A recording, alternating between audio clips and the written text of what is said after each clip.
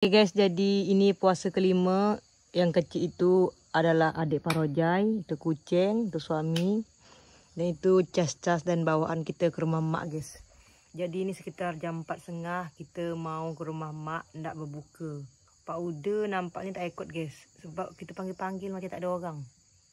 Tak ke mana Pak Uda kan, tak tahu. Jadi kita je pergi bertiga. Seandainya Pak Uda ada sekarang tu, baru kita ajak.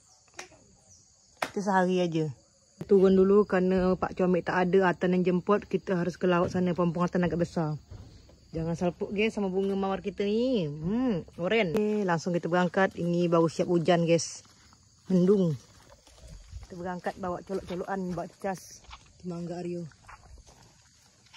Semoga Atan tak terlalu jauh. Ada rumah, itu penampakan rumah lagi jauh guys. Dan kita harus ke ujung sungai sana. Guys, kita jalan kaki dulu. Itu Pak Atan dan bawa barang kita.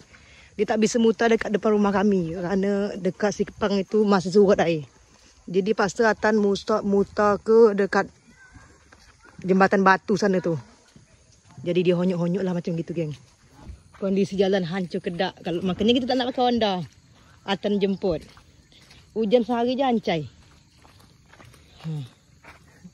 Tu. Jadi Atan ke sana musim pakai mundur. Biasanya dia musim dekat rumah Aryo sana tu guys, tapi air masih surut. Paksa dia ngonyok sampai ke dekat sini.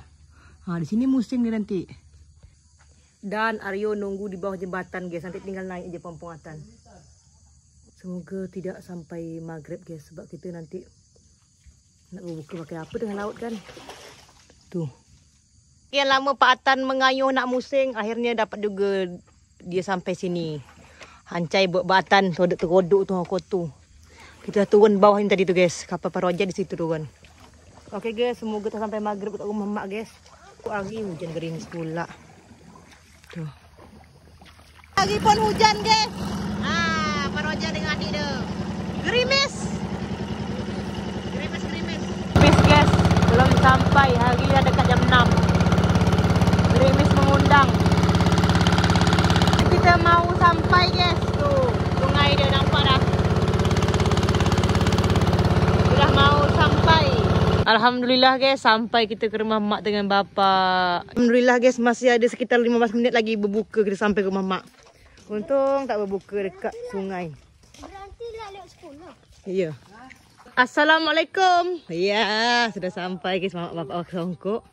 Mak bunga mak lawa pedahnya ini. Kita ke belakang. Itu ada Rizul. Itu adik Aryo. Itu bapak. Mak tak harus sepil, tak pakai jilbab. Dan Masya Allah bukaan dah siap Zul. Dan ini tara. Tu menu dia. Apa benda tu? Mak bulu pisang. Dan ni. Suami dan adiknya. Suami dah siap. Aryo lagi meracik tu. Melon. Pakai salasi.